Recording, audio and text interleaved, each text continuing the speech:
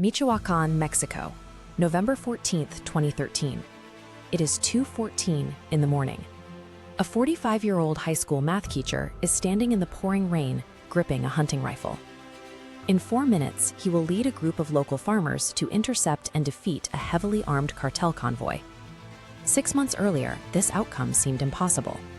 The cartel patrolled these streets with total dominance, using militarized trucks and heavy weaponry to enforce a system of absolute extortion over every business in town.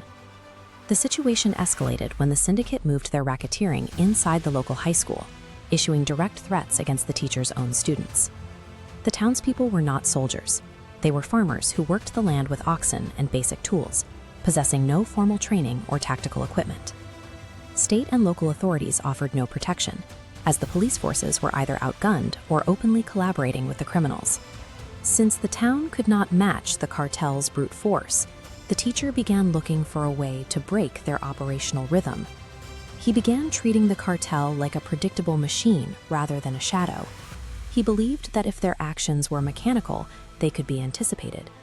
He spent weeks documenting the syndicate's movements, logging the exact arrival times of patrols, and identifying geographical blind spots where they felt most secure.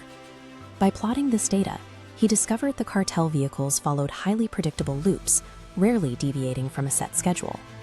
This data identified a recurring vulnerability, a narrow intersection functioning as a natural bottleneck, where the convoy was forced to slow down. To organize a response, the teacher had to circumvent the cartel's surveillance of the local cell phone network.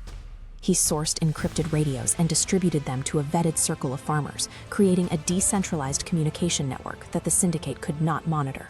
By securing intelligence and hiding their communications, the teacher turned a group of isolated civilians into a synchronized unit operating in the middle of the cartel's territory. Back in the rain on November 14th, the teacher uses those radios to signal the start of the ambush. The road is suddenly blocked by heavy farm tractors. The farmers set them on fire, creating a wall of flames pinning the cartel convoy. This immediate loss of mobility stripped the cartel of their greatest advantage, their ability to maneuver and escape. Positioned on the high ground with total surprise, the farmers opened fire, overwhelming the syndicate members before they could exit their vehicles or coordinate a defense. These were ordinary citizens in pickup trucks, using basic hunting weapons to dismantle a professional criminal syndicate.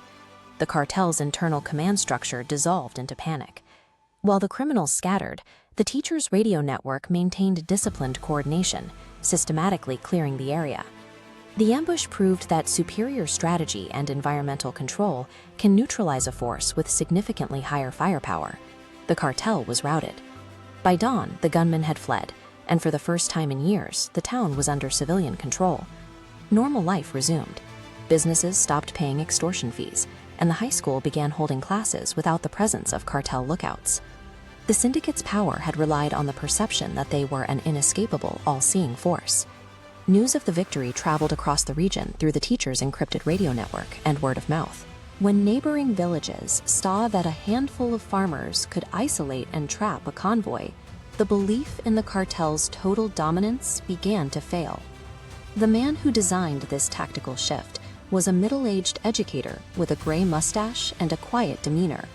Following his blueprint, other towns organized their own autodefensa units, sparking a coordinated regional uprising that eventually forced the cartel out of the entire state. Even a massive organization built on fear can be dismantled when ordinary people replace that fear with calculated organization.